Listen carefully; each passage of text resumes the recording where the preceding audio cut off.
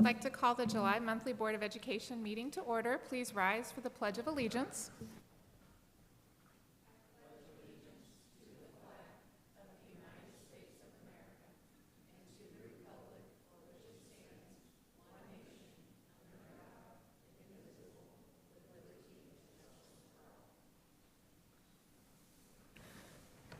Thank you, everyone, for being here. Small but mighty crowd today. I would entertain a motion to adopt the agenda. I'll make that motion. Thank you, Mr. Keeling. Do I have a second? Second. Thank you, Mr. Quinn. All in favor, show of hands. Okay, 6-0. Citizens' participation and statements. Thank you, Madam President. The district did not have any requests for citizens' participation per Board Policy BDDH. All right, citizens update. We have our military liaison, our newest one, here with us. Is this correct? All right, it's on. Fantastic. Good evening. A few updates for all of you. We have a babysitter training coming August 12th from 8 a.m. to 1 p.m. It's going to be held in the Drew Pippin Center from August 11th to the 13th, and it is free and open to ages 12 and up. If you are interested in registration, please see me afterwards, and I will give you the contact information. These are free events to keep your children busy. Kids Bowl at Doherty Bowling from the 25th of May to August 31st.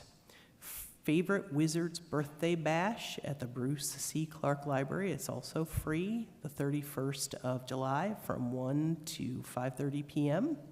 All ages are welcome. You must be 13 and up to attend without adult supervision. There are cardboard boat race. Will be 9th of August at 11 a.m.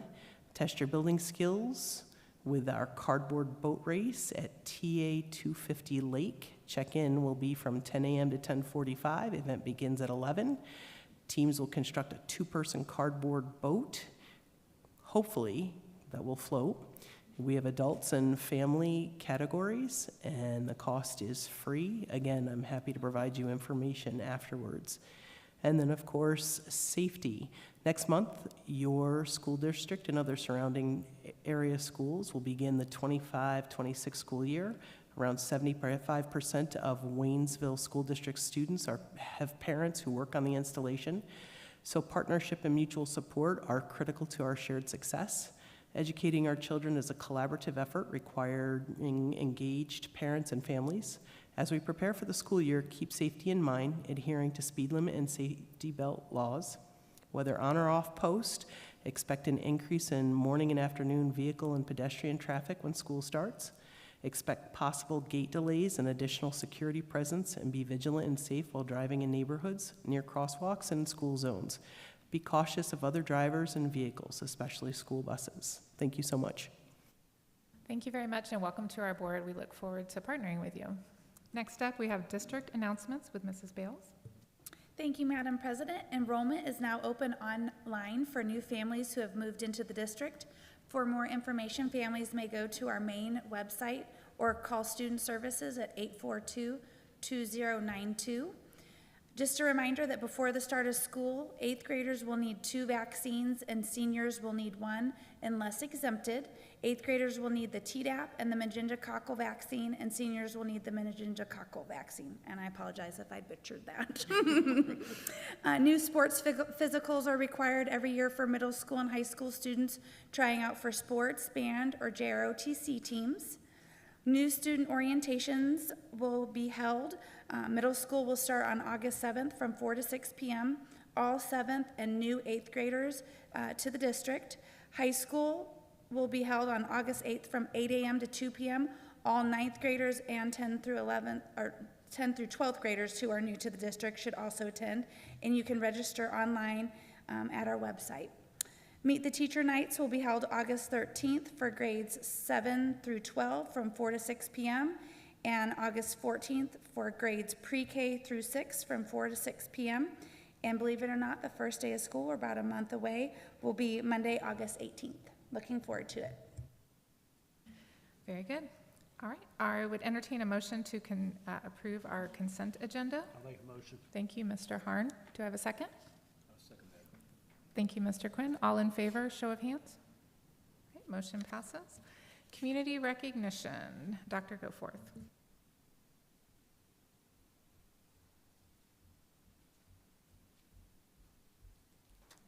Thank you, Madam President. Do we have Lexi Seibert? This month, the district would like to recognize Lexi Seibert from SimFab. She collaborated with the Waynesville Career Center students to create professional-grade signage and visual displays for their logo designed for the Waynesville St. Robert Animal Shelter. We can appreciate their continued support of our students, and we'll make sure she gets this. All right, thank you very much. Discussion items, construction update, Mr. Harrison.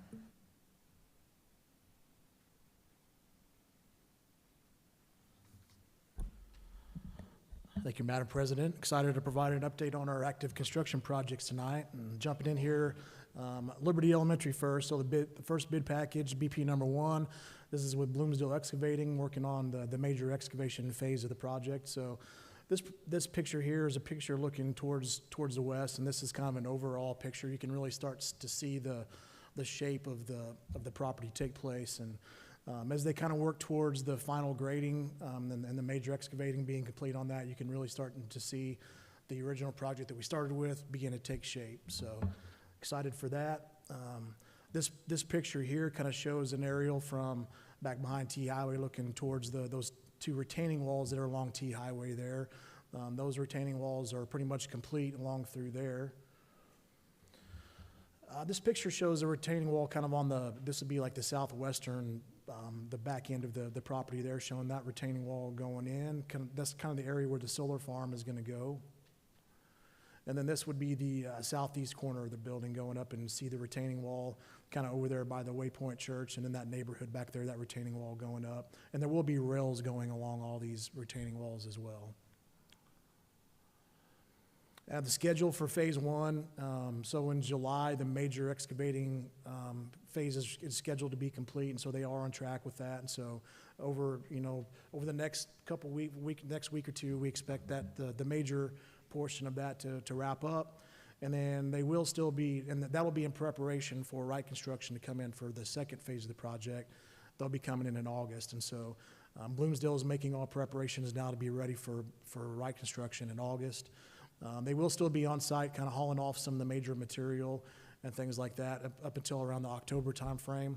And then our retaining wall contractor will be on site, finishing up all those retaining walls until probably around the February 26th timeframe. But none of that affects the construction of the building. That will be occurring simultaneously. Phase 2 schedule for construction, we bid that out in April. We selected Wright Construction as the contractor for that back in May. The contract was negotiated back in May, and then in August we have slated for construction with Wright Construction. We've already met with them a couple times, starting to get things lined up and ready for them to be on site in August. And we're anticipating the substantial completion date of that project to be March of 2027. The solar project, we have bids out for that right now. We anticipate to select a bidder or winning contractor, and then at the August board meeting, and then moving forward with contract negotiations in likely the August-September timeframe. We'll have working on nailing all that down. December of 2025, we're looking at construction beginning that timeframe, and then substantial completion date of the solar farms of summer of 2026. And our HVAC project is well underway, and we're on schedule currently. And so this picture here is the big crane that was out there setting a unit at the time. So that's pretty impressive. That crane was out there. I think that unit that it just set was around 30,000 pounds. So it's an amazing thing to watch. All those units there on the bottom, that's up on the first floor of the high school, kind of behind the main entry area. Those are all new units that have been set.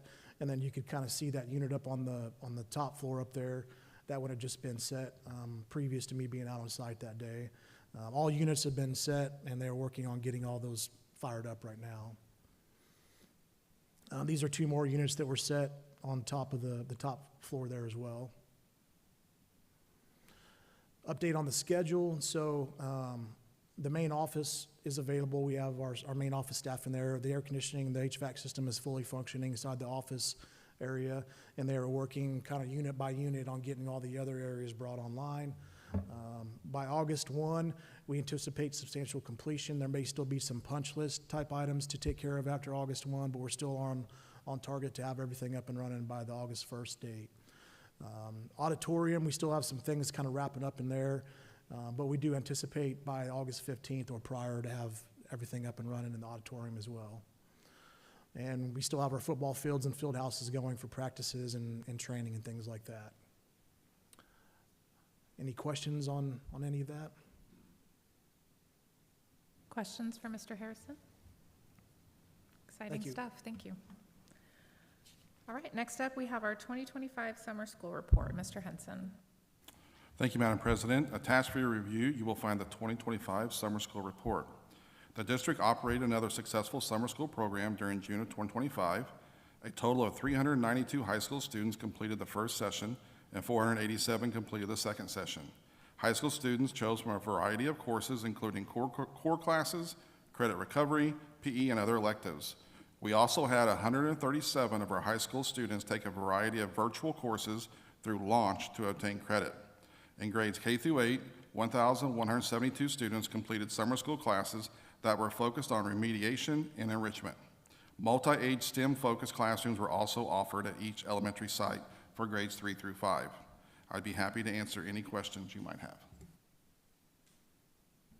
Regarding summer school for Mr. Henson? Okay, very good, thank you. 2024-2025 discipline report, Mrs. Long.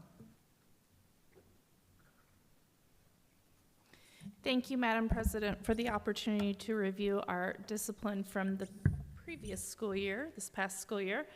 We'll start just by taking a look at the number of discipline referrals district-wide, and this is a comparison for the past 6 years. You will see a reduction of, decrease of 1,756 from the previous year. And then looking at the breakdown by building, you can see, again, trends for the last 6 years by building on this screen.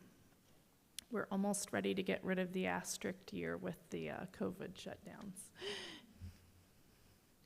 This is a breakdown for a 3-year history by incident for the high school, a comparison of discipline referrals and by behavior by year on here. And you can see just the overall reduction as well as some other specific areas. You will note a large reduction in tardies. We have noted that was due. There is a bookkeeping error included in that will be fixed for next year. So while we hope that overall it was a reduction, we know it was not as dramatic as that number indicates. Trending for the high school and career center numbers are combined in all of our reporting. So trending 3-year trends, this pulls out the numbers in both numerically and then percentage-wise by race of incidents of students and their ethnicity. This is a comparison for the past 2 years of in-school suspension and out-of-school suspension, also a comparison for our alternative suspension programs. Of course, we try to utilize our programs that keep students in school in some matter, in class, regardless, whenever there is discipline, although knowing there is at times a need for an out-of-school suspension, so we're happy to see a reduce in student time overall that students have missed in class. Here's that comparison for the middle school for the past 3 years as well by behavior. And a comparison of the middle school for the past 3 years, again, by students' ethnicity involved in the incidents, by numerically at the top and percentage-wise of overall incidents at the bottom for the past 3 years.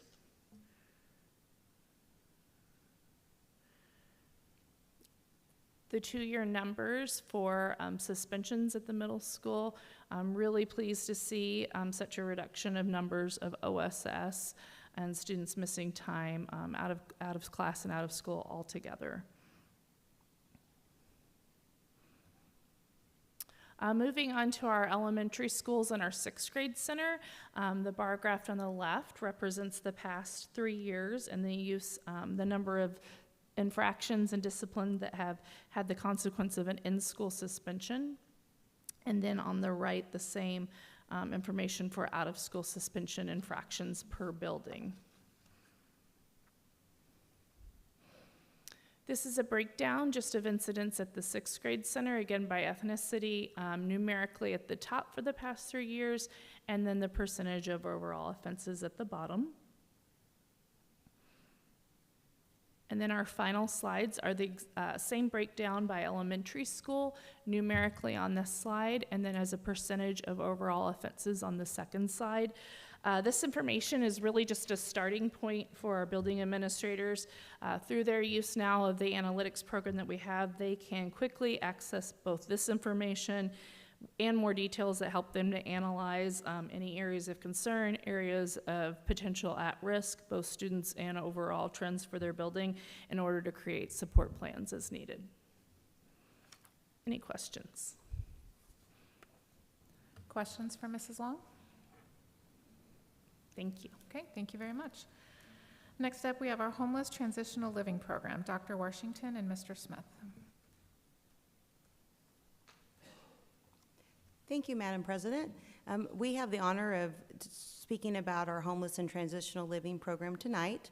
And I have Lucas Smith here with us, who is the coordinator of alternative programs and oversees homelessness and transitional living in our school district. There's many reasons why we do focus on homelessness. It's definitely a crisis situation for our families. We know it impacts several areas, and we want to make sure that we're supporting them as much as we can. It is governed by federal law, McKinney-Vento, and we work around that as well as additional supports because we want our students to be able to access their educational needs, plus have help with their basic needs as well. And Mr. Smith is going to continue with our data trends. Thank you. Good evening. These are our 3-year data trends throughout the district. As you can see, there is some fluctuation throughout the district, and this could be mainly through fires or national disasters, as well as students moving in and out in our transient population. So this is the definition of how we define homelessness here in the district, and this is through the McKinley-Vento Act. It's lacking a fixed, regular, and adequate nighttime residence. Some examples of this could be families doubled up, due to loss of fire or being evicted.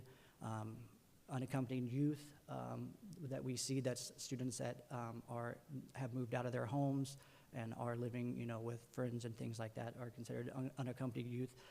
Or families that are living in motels, campgrounds, or shelters. This is how we currently support our students with immediate enrollment without documentation. As soon as they are classified as homeless, through their parents, we have a referral process that comes to our department. We review that, we reach out to parents, and then we get them enrolled in classes as soon as we can, as well as any school supplies they may need, into our free and reduced program for lunches, as well as they also receive, the parents do receive any community resources, and we coordinate with any local shelters and other agencies to help parents with students within our district. So this is our 2025 plan.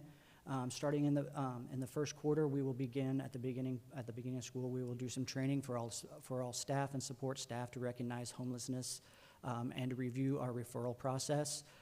Towards the end of the first quarter, we will host a parent community night with community resources that parents may need for students within our district.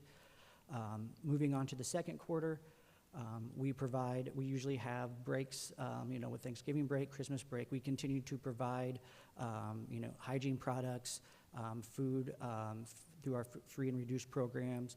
We follow up with any parents from the beginning of the school year that may still need assistance, as well as new students that come into our district or as they are defined through our referral process. By the third and fourth quarter, any high school students, we review any graduation requirements that they need, We also provide all of our summer learning opportunities for students that may need those, as well as continue to help with local food and housing programs for all of our students. Questions? Mrs. Smith, when it comes to homeless students without guardians, when it comes to administering any type of mental health aid or any kind of medical aid, who do we get that authority from? We provide them with the resources and contact people within the community that they can reach out to, as either my office will help them contact and get in touch with those types of agencies, or we also provide them with those, like a packet that they have of all the community resources and phone numbers that they can use for that. Thank you, sir. Other questions for Mr. Smith and Dr. Washington? Okay, thank you very much for the report. Thank you. Curriculum documents, Mrs. Long. Thank you, Madam President. Attached for review are updated curriculum documents for 6th, 7th, and 8th grade math, pre-algebra, and Algebra 1. These documents were created by teacher teams facilitated by district instructional coaches this past school year, utilizing our newly adopted textbooks and resources. Also attached is an updating curriculum for our weightlifting courses. This curriculum was also created by all of our high school and middle school weight room teachers, along with the district athletic trainer, and facilitated by a district instructional coach. The curriculum has already been implemented this summer during weight training sessions and will be used in all fitness and conditioning classes in both buildings next year. The curriculum will be brought for approval at the next scheduled board meeting. Questions for Mrs. Long? Okay, very good. Board Policy BBFA, first read, Mrs. Bales. Thank you, Madam President. The District Conflict of Interest Ordinance must be readopted by September 15th every year by the board. Board Policy BBFA is attached for your review as a first reading. And MSBA Policy and Procedure updates, Mrs. Bales. Thank you, Madam President. MSBA has presented us with a new batch of policies. Administration presents these to you all as a first reading. We would be happy to answer any questions between now and the next Board of Education meeting. Okay, if there are no questions for Ms. Bales right now, we'll move into our action items. Deed number 1, MoDOT right-of-way dedication 1, Mr. Harrison. Thank you, Madam President. Administration recommends a motion to approve the warranty deed dedication number 1 as presented, granting an easement to the Missouri Department of Transportation to facilitate the required improvements to T Highway in connection with the Liberty Elementary School project. Exciting stuff. Moving forward, do I have a motion to approve? Thank you, Mr. Quinn. Do I have a second? Thank you, Mr. Pondrum. All in favor, show of hands. Thank you very much. And deed number 2, MoDOT right-of-way dedication number 2, Mr. Harrison. Thank you, Madam President. In relation to that, administration recommends a motion to approve the warranty deed dedication number 2 as presented, granting an easement to the Missouri Department of Transportation to facilitate the required improvements for T Highway in connection with the Liberty Elementary School project. Very good. Do I have a motion to approve? Motion. Thank you, Mr. Pondrum. Do I have a second? Second. Thank you, Mr. Harn. All in favor, show of hands. All right, change order number 2 with Bloomsdale Excavating on Liberty Elementary Phase 1 project. Mr. Harrison.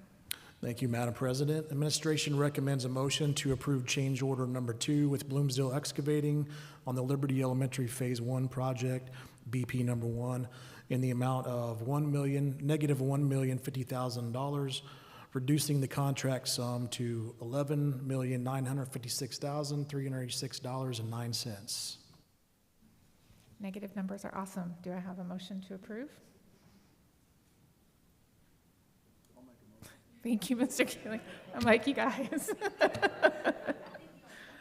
Thank you, Mr. Keeling. Do I have a second? Second. Thank you, Mr. Harn. All in favor, show of hands. Motion passed. Central Office renovation bid approval. Mr. Harrison. Thank you, Madam President. Administration recommends a motion to accept the base bid, alternate number 2, unit prices number 1 through 9, and reject alternate number 1 from Pre-KC Construction for the Central Office renovation project. there any questions for Mr. Harrison? If not, I would entertain a motion to approve. I'll make the motion. Thank you, Mr. Harn. Second? I'll second. Thank you, Mr. Keeling. All in favor, show of hands? Wait, we're 30 minutes, guys, and we're ready to adjourn. If y'all are ready, I'll entertain a motion. We're just gonna say, okay, all right. Talk about anything else? But seriously, do I have a motion to? I'll make the motion to adjourn. Thank you, Mr. Harn. Do I have a second? Thank you, Mr. Quinn. All in favor, show of hands. Thank you all. We'll see you in August.